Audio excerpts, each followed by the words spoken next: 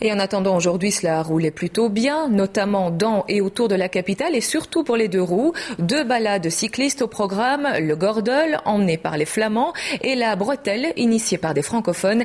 Des coups de pédale aux accents politiques bien différents. Annick Capel et Caroline Hick. Les revendications ne sont pas tout à fait les mêmes, l'affluence non plus. Ci-dessus, le très flamand Gordel, 68 000 participants au total. En dessous, la Bretelle, une bonne centaine de participants. Gordel et Bretelle, ça rime, mais ce n'est pas tout à fait comparable.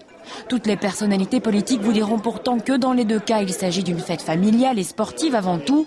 Mais ces manifestations sont évidemment communautaires aussi. Démonstration.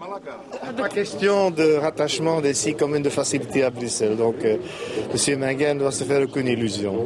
Vous êtes là pour ça, vous, pour votre message politique avant tout? Oui, c'est la scission de Bruxelles à Leuven de sans prix. Ça reste le même message.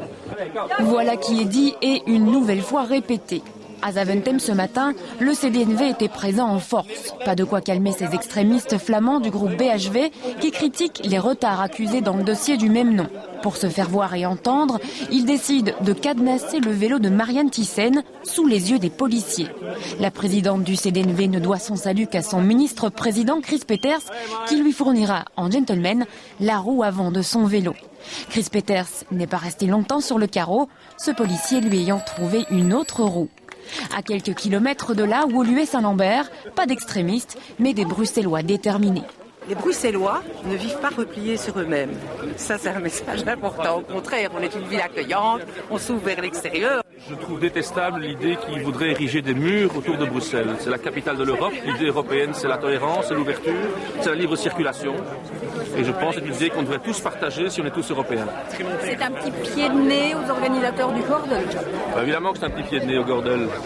On en oublierait presque les vrais adeptes du vélo, venus avant tout entre amis ou en famille, pour la convivialité et le sport.